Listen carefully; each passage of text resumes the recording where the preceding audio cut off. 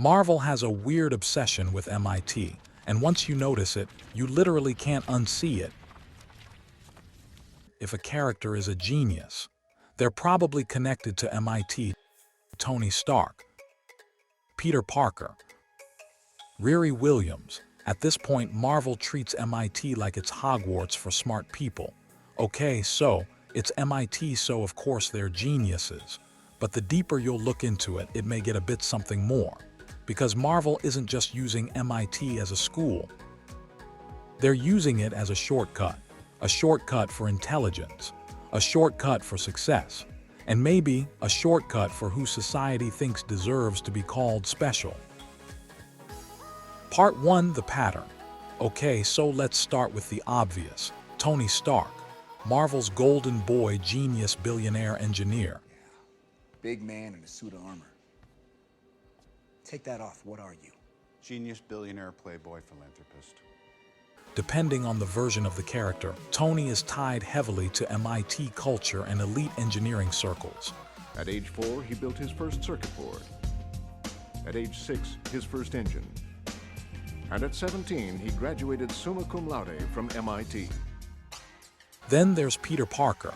In the MCU, Peter literally wants to go to MIT. It becomes a major plot point. Not Harvard, not Stanford, not Columbia, MIT. Finally, some privacy. It is so crazy down there.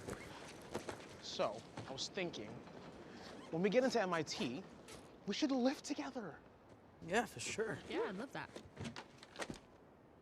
This is gonna be us. MIT's obviously the dream. Then Marvel introduces Riri Williams, a teenage engineering genius. And where does she go? MIT. Of course she does. At some point you start realizing this isn't random anymore. Marvel keeps using the same institution whenever they need audiences to instantly understand. Oh, this person is insanely smart. And that's the key, because movies don't have time to explain intelligence slowly anymore. Everything has to be immediate, fast, recognizable. The second audiences hear MIT, their brain instantly fills in the rest. Genius, engineer, future billionaire, special person. MIT has basically become intellectual shorthand, and Hollywood loves shorthand. Maybe. Part 2, the Hollywood shortcut. Think about it. If a filmmaker wants you to know someone is rich, they show a mansion. If they want you to know someone is dangerous, they show scars, a deep voice, maybe a dark hallway. And if they want you to know someone is smart, they say MIT because it's efficient. Marvel doesn't need Tony Stark solving calculus on screen for 20 minutes. They just need one line of dialogue. Boom. Audience understands everything instantly. MIT is basically a narrative cheat code, and it works. The second audiences hear it, the character gains credibility. Even in real life, people react differently when someone says they studied at MIT. That name carries power, status, prestige, and Marvel knows it. But what's more, Marvel doesn't just use MIT to make characters look smart. They use it to make them look important. Part 3, the chosen genius fantasy.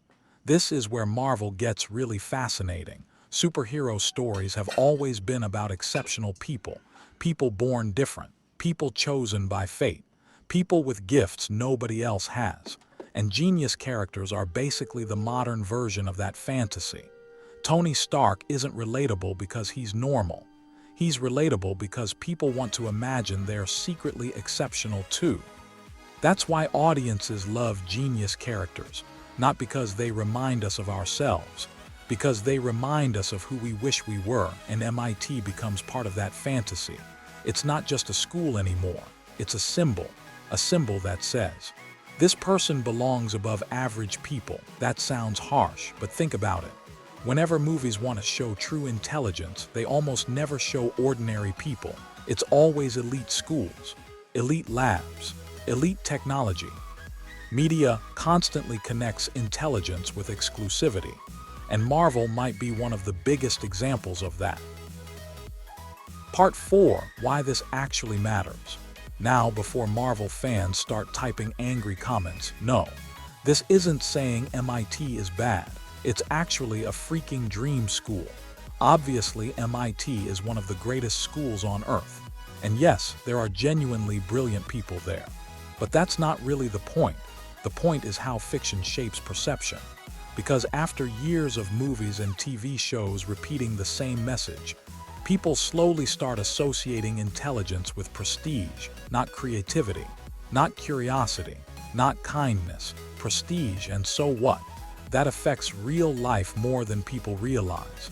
A kid watching Marvel movies might genuinely start believing, if I don't get into an elite school, maybe I'm not special. Damn.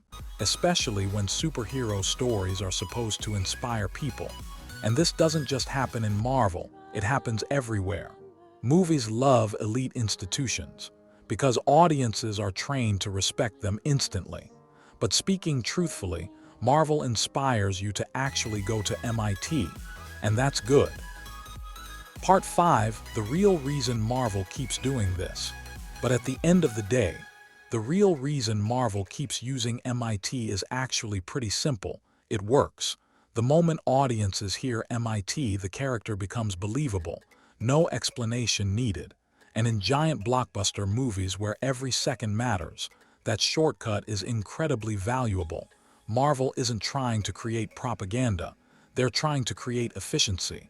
But accidentally, they also reinforce a very specific idea of intelligence, one connected to prestige, status, and exclusivity. And maybe that's why this pattern feels so obvious once you notice it. Because the more Marvel talks about geniuses, you bet it will be M to the I to the T. Maybe Marvel keeps using MIT because it's the fastest way to tell us someone's smart.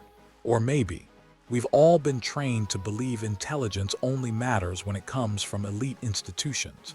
Because think about it, the next time Marvel introduces a super genius character, you already know what kind of school they'll probably mention. That says just as much about us as it does about Marvel.